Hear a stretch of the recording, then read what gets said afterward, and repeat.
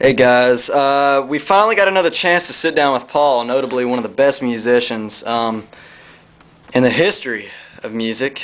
Um, he's played all over the world. He just got done doing his tour over in Portugal, I know. And Paul, give us a few words. How was that like over there in Portugal? How are all the people? First off, I'd like to say thank you for having me here. It's an honor and Anytime. a privilege. But Portugal, Portugal, do you know they speak Spanish over there? I had no idea. I went in there thinking they were gonna speak Portuguese or something. That was But my guess, yeah. I mean, I don't know if I was in Spain or Portugal. I'm confused because I was expecting Portuguese. Maybe wait, that's right. It was Portuguese. I'm sorry. Yeah. Well, how did the people respond to your music? They responded pretty well. I mean, Did you? it takes a while for someone to catch on to my style But because when I've got that real different kind of you don't see it. yeah. I mean, you don't see my approach very often.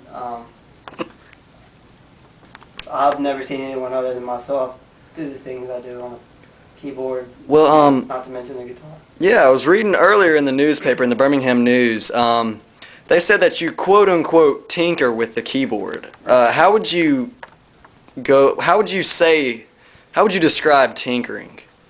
Tinkering, I would have to say, is playing with yourself. I mean, no one else involved, just you and your instrument.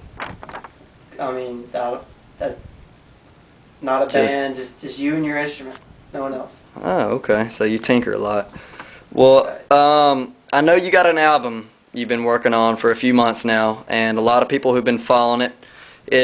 From what I hear, rumor has it that it's a sequel to your first album, which was Navajo Tribe Clan songs. Right. Is that true? It is. It's gonna be named Navajo Tribe Clan Songs Deuce. The Deuce. Um, see, I couldn't really.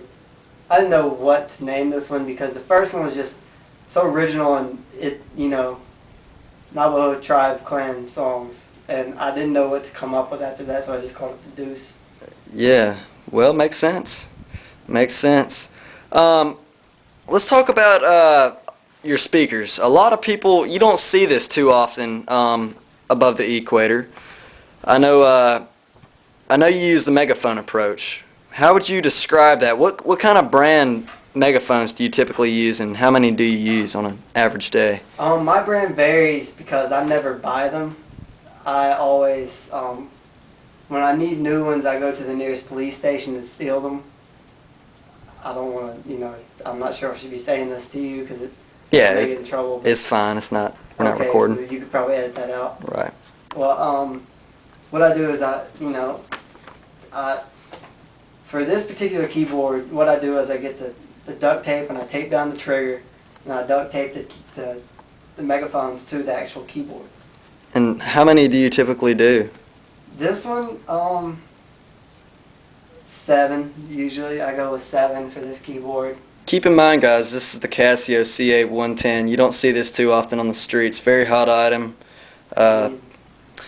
But Paul tapes together 7 megaphones. You may never see it, but if you want to venture out to Belize this weekend, where are you playing? And I'm playing at the Casa de Roja.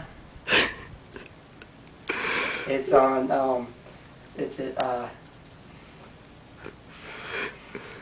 Quince Universidad?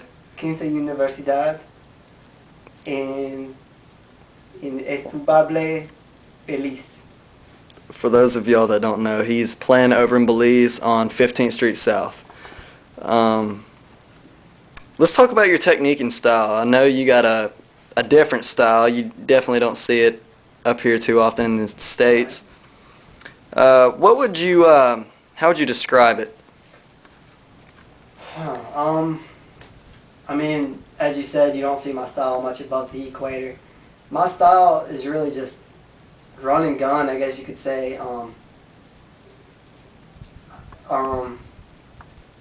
Run and gun's the best way I can describe it. I mean, a lot of people say play from your heart.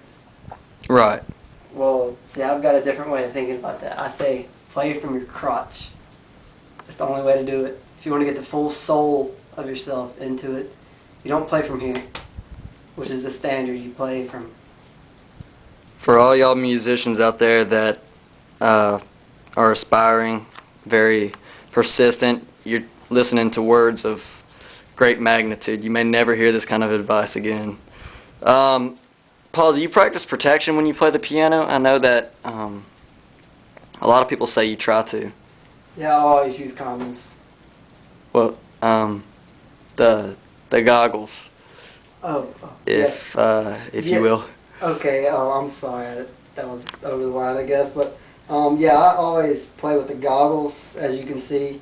You know, when I'm playing, I play on the white keys opposed to the black. I don't know. It's just been a phobia of mine that I don't do that much. But what I do is I don't know if you know about the CA110 Casio. The keys seem to be very brittle. I have to order replacements almost every year because, you know, I'll end up breaking some of them. And it may just be because of my style, but, you know, I figure if I want to be famous, I can't go blind because, you know, Ray Charles and Stevie Wonder already sold that all out. So, you know, and I just don't want these just to pop up and hit me now. I've seen it happen before, and I'm just... It hurts, yeah. Well, Paul, to wrap it up, what kind of advice would you give to any aspiring musicians? I'd say to learn how to play an instrument.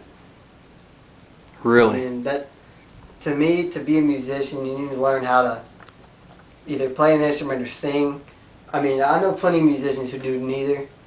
They don't do anything but just play an instrument. Good deal.